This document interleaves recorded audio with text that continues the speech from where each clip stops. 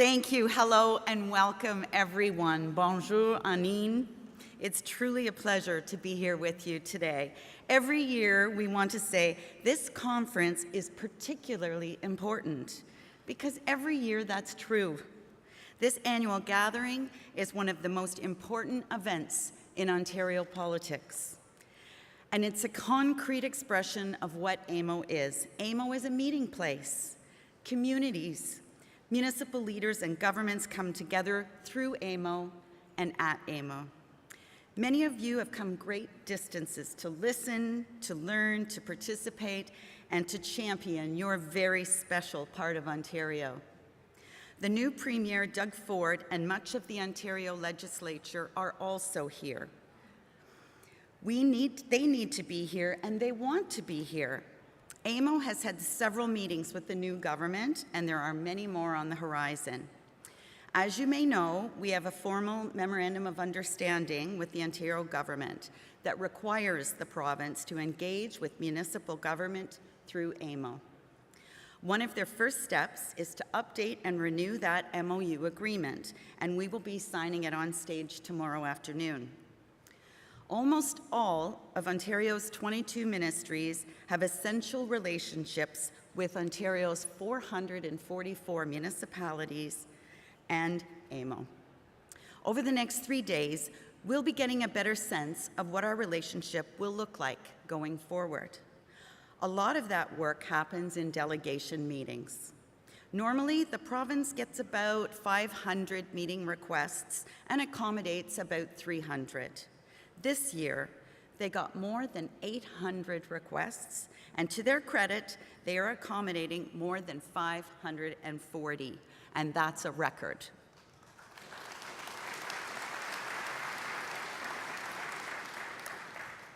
While they can't grant them all, AMO helps by advocating for you 365 days a year. Your 40-member board of directors reflects our diverse province. Our caucus structure ensures that. Last year, there was broad consensus that Ontario's property tax base cannot meet Ontario's infrastructure demand. It doesn't matter if you're a big city or a small community. We believe that sharing sales tax revenue with municipal government makes more sense than forcing municipal governments to have much higher property taxes and then hope for grants. A dedicated new revenue stream is more fair and practical, and the public sees the merit in this proposal as well. But you don't have to take my word for it. Nick Nanos is here, and he's brought his numbers with him. The bottom line is, we stand by our conclusions of our local share work, and we stand by the fact that municipal costs are being driven up by factors that are beyond our control. Our current fiscal situation is not sustainable. At some point, change is inevitable. The question is, what will that change look like? We know the province wants to review regional government. To be clear, they have put a small r on region when they talk about this regional review. We don't know the scope of that yet. Are they planning to look at the size and structure of municipal government? Are they planning to look at the services we deliver? Are they going to be looking at privatization of some services?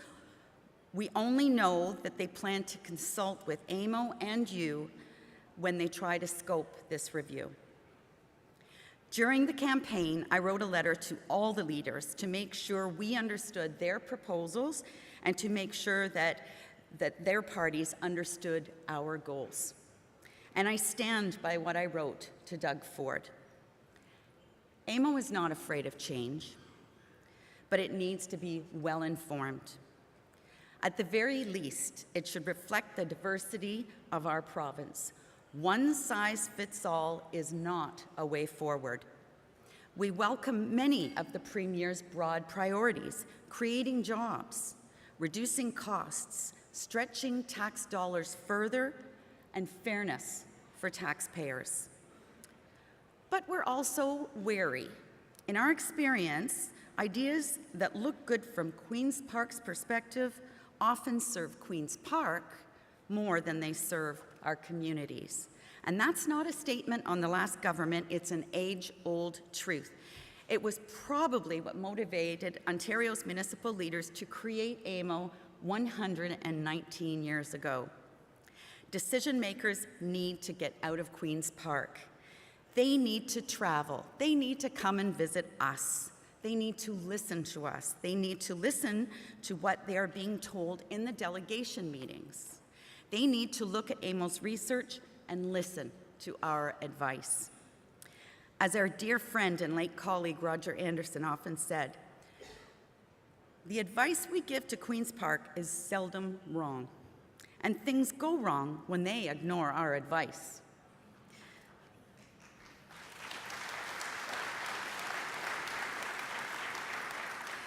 During the election campaign, we heard that a Ford government would listen to frontline service providers. Well, in most cases, that's us. So let's get at it. New governments often move quickly, and that can be great.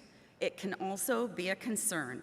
The longer you've been around, the more likely you are to be concerned about speed. That being said, AMO has spent a long time advocating for solutions to several obvious challenges. We've done our homework. Is this the government that will act on our recommendations? They have listened to us with respect to cannabis. They know that we're on the front line. During their announcement a week ago, Finance Minister Vic Fedeli, a former mayor, acknowledged that municipal government is where the rubber hits the road. They see the need to consult with us on matters such as the location of retail cannabis stores, and they have started to do that. They have pooled delegation requests related to cannabis to a roundtable discussion, and they're honoring the previous commitment of $40 million to address municipal impacts. October 17th is fast approaching.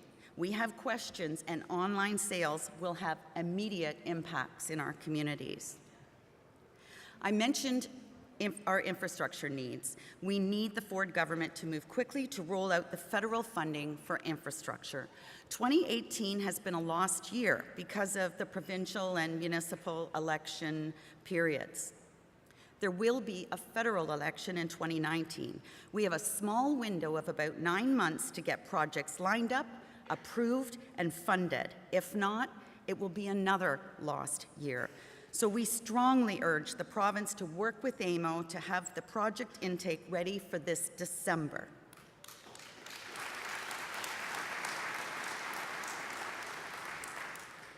If the infrastructure demand isn't enough to warrant fast action, consider this. Gross domestic product goes up $1.43 for every dollar of infrastructure spending. 9.4 jobs are created with every $1 million spent, and 44 cents of each dollar spent is recovered in additional tax revenue. This is why infrastructure spending is used as economic stimulus. We continue to urge the province to protect double-hatter firefighters once and for all.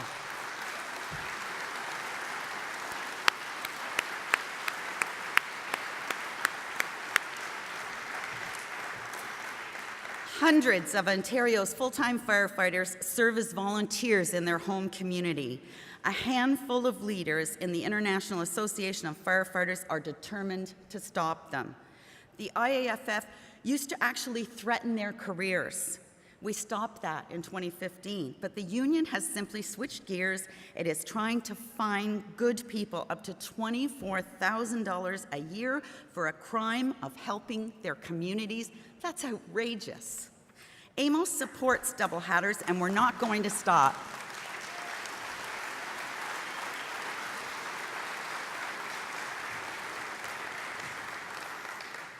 They should be thanked and not charged and fined. Premier Ford, this has gone on for far too long. Please protect double hatters once and for all.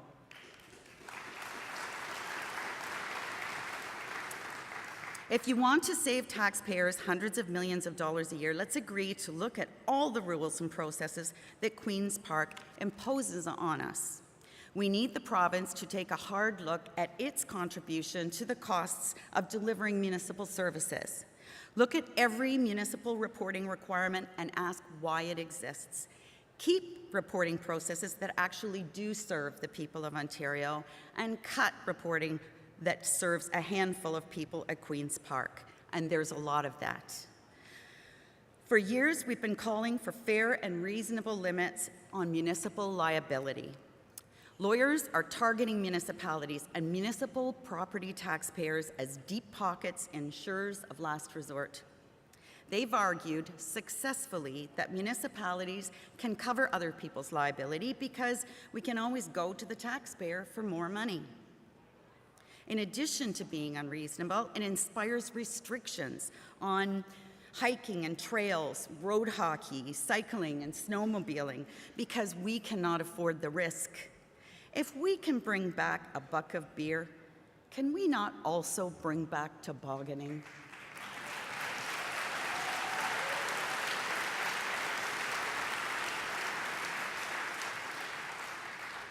The same bottomless taxpayer argument has broken Ontario's interest arbitration process. Over time, arbitrators have awarded higher wage increases for police and firefighters than those in freely negotiated agreements. Police and fire employees are valued. They're paid more than most other employers, and they have the best benefits and pensions. We also accept that interest arbitration is needed to ensure fair increases for employees who can't strike. But under the current system, police and fire wages have taken on a life of their own. Arbitrators are giving police and fire bigger increases than our other employee unions negotiate, and arbitrators rarely consider a community's capacity to pay for those awards. Why? Because they argue we can always turn to the taxpayer for more money. When these valued employees receive further increases, they should be increases that their co-workers and other people in their community can relate to. It should also go without saying that all Ontario communities must be able to provide safe, effective, and affordable policing. Queen's Park has a responsibility to ensure that we can. The previous government reviewed the Police Act only to increase municipal costs even more. Once again, many of those increases related to governance, rules, and reporting. We saw the same thing with training requirements for fire departments. Changes need to be practical and they need to be affordable. We cautioned the new government to proceed carefully on two large files, the Local Planning Appeal Tribunal and Waste Management. The tribunal is often referred to as LPAT, and it has only been in place for about 5 months now. Under the old system, municipal governments were dragged into costly legal fights under the OMB, where the deepest pockets often prevailed. That's no way to make planning decisions, and it's no way to treat tax dollars. We believe we should wait and see how the new tribunal performs before making further changes. Lastly, we need to go down the right path on waste diversion. Putting your trash out should be easy and fair to taxpayers. The current system achieves the first part, but not the second. Putting out the trash is easy, but the costs are buried. Taxpayers subsidize wasteful behavior. If companies paid waste management costs, they would change for the better. Their products and packaging would be smarter and easier to recycle. Similarly, taxpayers who produce little waste should not be subsidizing other people's wasteful lifestyles. Greater personal and producer responsibility would reduce the cost to government, allocate costs more fairly, and improve environmental protection.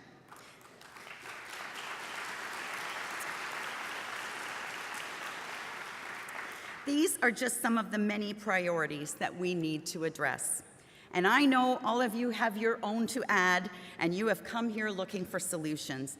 AMO wants to serve you well over the next 3 days and throughout the year. That being said, we are only as strong as you make us. We're strongest when we stand together, work together, and support one another. How can we do that? Let's recognize that we can agree on a whole lot, and also that we can disagree, but do it respectfully. We need Premier Ford and his colleagues to appreciate this as well. I know Minister Clark does. As a former AMO president, he appreciates the importance of talking and listening to one another. And we won't always agree, but our relationship has to be strong enough, important enough, that we can disagree respectfully. I cannot stress enough how important the next 3 days are for all of us here. Working together, we can build a future, a bright future for 14 million people. So let's get started. Enjoy the conference, and thank you so much for being here.